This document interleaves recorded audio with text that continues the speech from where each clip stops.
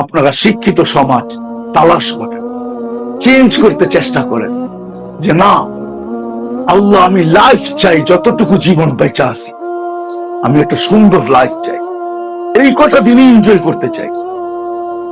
হায় আছে আছে আছে, আমি আপনাদেরকে চোখে দেখাইতে পারতাম আছে। আমি 2019-এর কথা বলতেছি, আমি আমেরিকার কোন এক এয়ারপোর্ট থেকে বাহির এসেছিলাম, আমি পাশে এক বৃদ্ধা মহিলাকে কাঁদতে দেখছি। আমি জিজ্ঞেস করলাম তুমি কাঁদো কেন? আমার চোখে পড়ে নাই তো, সে আমাকে দেখাইছে ওই যে দেখ। আমি দেখতেছি এক মুসলমান সন্তান দাড়ি টুপি আলা হয় তার মাকে হুইল চেয়ার থেকে কোলে করে উঠায় গাড়িতে বসাইতেছে, আর এক ইংরেজ মহিলা দূরে বসে বসে কাঁদতেছে। আমি বললাম, সে আমাকে দেখাইছে দেখ সন্তান মাকে কিভাবে কোলে করে উঠায় বাচ্চার মতো গাড়িতে বসায়, আমার সন্তান কোথায় হারায় গেছে আমি জানি না। তারাও বুঝতে চেষ্টা করছে যে এটা লাইফ, এটা লাইফ না। আমাদের জীবনটা জীবন না, আমাদের জীবনটা জীবন না। আমরা লাইফের এনজয়, এটার নাম এনজয় না। যেটাকে আমরা এনজয় মনে করি ওটার নাম এনজয় না, এটা থিওরি না। আমার জীবন আমি কাটাবো, যেমন খুশি তেমন কাটাবো, এটা কোনো থিওরি না। আমার জীবন আমি কাটাবো, যেমন খুশি তেমন কাটাবো, এটা কোনো সহি সুস্থ ব্রেনের থিওরি না। আপনি আমাকে বুঝাইতে পারবেন না, এটা কোনো সুস্থ ব্রেনের কি না। হ্যাঁ, কোন সুস্থ শিক্ষিতর থিওরি না। শিক্ষা যদি আলো হয় তাহলে এটা কোনো থিওরি, শিক্ষিত মানুষের থিওরি হতে পারে না। আমার জীবন আমি কাটাবো, যেমন খুশি তেমন কাটাবো, এটা কোনোদিন হইতে পারে না। যদি একজন মানুষ এটাকে বলে যে শিক্ষা আলো, তাহলে আমাকে বুঝাইতে পারবে না যে এটা কোন শিক্ষিত লোকের থিওরি হলো, তার কাছে কিসের শিক্ষা। আমার জীবন আমি কাটাবো, যেমন খুশি তেমন কাটাবো। কে বলছে তোমার জীবন এটা তোমার? কে বলছে? কোত্থেকে পাইলা যে তোমার জীবন তোমার? এই থিওরি পাইলেন কোত্থেকে? আপনি কোত্থেকে উদ্ঘাটন করলেন? যদি তোমার থিওরি তোমার হইতো তাহলে প্রত্যেক শ্বাসে ফেরেশতা অনুমতি নিত না। আমরা শ্বাস ছাড়ি আর নেই, ফেরেশতা অনুমতি নেয়। আমসে কাউ আত্রুক, আল্লাহ টানছে ছাড়তে দিব, ছাড়ছে টানতে দিব।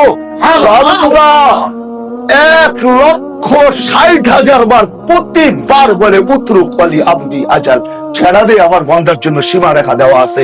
যেদিন সীমা রেখায় পা দিবে তোকে হুকুম দিব, টানবেও ছাড়তে দিবি না, ছাড়বে টানতে দিবি না। আপনি কোত্থেকে পাইলেন এই থিওরি? আমার জীবন আমার জীবন আমি কাটাবো, যেমন খুশি তেমন কাটাবো, এটা কোনো সুস্থ মস্তিষ্কের কথা হতে পারে না। আমি মানি না। আপনি আমাকে কোনো যুক্তি দিয়ে বুঝাইতে পারবেন না। এই জন্য আসেন আপনাদের পায়ে হাত রেখা বলি, আমরা এই মজমাই যদি আজকের থেকে চিন্তা করে যে না আমরা ভাবতে শুরু করব, আমরা আলোচনা করতে শুরু করব, আমরা চেঞ্জ করতে শুরু করব। এই থিওরি যে ভুল, এটা চেঞ্জ করতে শুরু।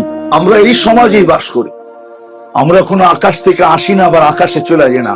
আমরা এই সমাজে জানি, এই সমাজে হাজারো কান্না আমাদের এখানে আছে, এখানে লুকানো আছে। এখানে বহুত মানুষ হাজারো কান্না মোবাইলের মাধ্যমে আমাদেরকে ব্যক্ত করে, মাঝে মাঝে দেখলে ব্যক্ত করে।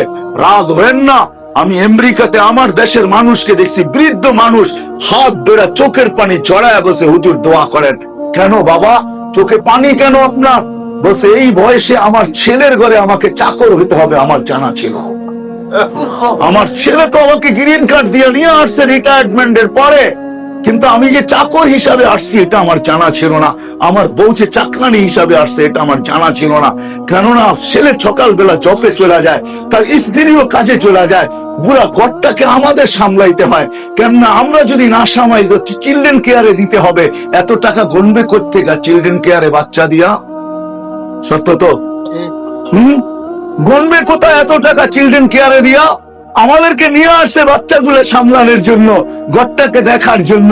ওরা বিকাল বেলা ফিরে আসবে, আমি বাজার করব, আমার স্ত্রী চাকরানির মতো পাক করবে। আমাদের কি এখন এই বয়স আছে বাবা? যদি নুন একটু কম হইলো তো ছেলে যদিও চেহারা কালো করে মুখ দিয়া কিছু বলে না, কিন্তু পুত্রবধূ তো বলেই ফেলে তোমাদেরকে গ্রিন কার্ড দিয়ে নিয়ে আসলাম, আমাদের ঘরটা সামলায় রাখতে পারো না, আমরা তোমাদের জন্য সারাদিন খাইটা বেড়াই। ও বাবা দোয়া করো একটু, আমার শেষ বয়সে এসে চাকর হতে হলো, আমার জানা আছে।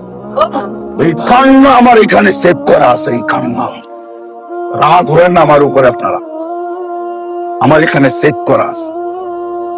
কম্পিউটার থেকে যেরকম পেন ড্রাইভ দিয়ে আনা যায়, আমার এখান থেকে যদি আনা যায় তো তাহলে আমি ছেড়া দিয়ে দেখায় দিতাম, পর্দায় দেখায় দিতাম যে কত কান্না এখানে রাখা আছে।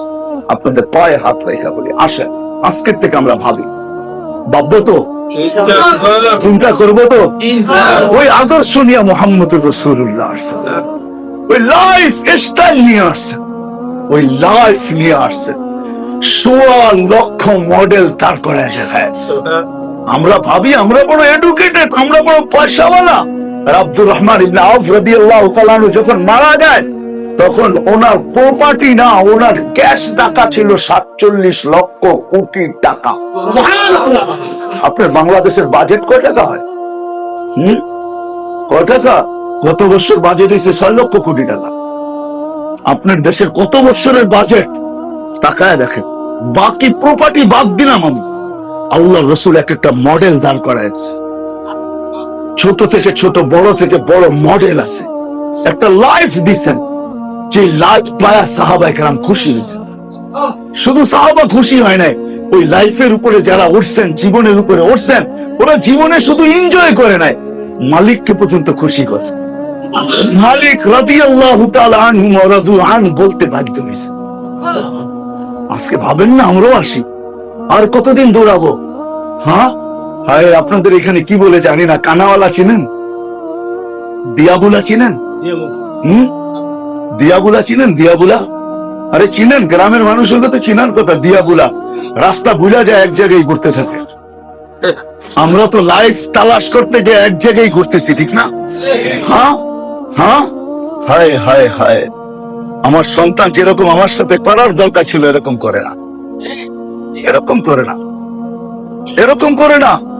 স্বামী ঘরে ফিরলে স্ত্রী যা করা দরকার ছিল তা করে না। ফাতেমা রাদিয়াল্লাহু তাআলা, আলী রাদিয়াল্লাহু তাআলা আনহু, ফাতেমা রাদিয়াল্লাহু তাআলা আনহু জিজ্ঞাসা করছে আলী রাদিয়াল্লাহু তাআলা আনহু, মান খায়রুন নিসা, সবচেয়ে উত্তম মহিলা কে?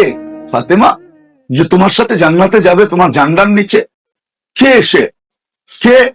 বলছে দেখো না আমি যেটা করি এটাই। বলছে তুমি কি করো? স্বামী স্ত্রীকে খোঁচাইতেছে, তুমি কি করো?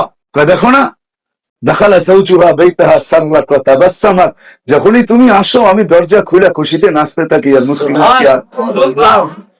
তুমি কিছু নিয়ে আসলো এরকম না, নিয়ে আসলো এরকম।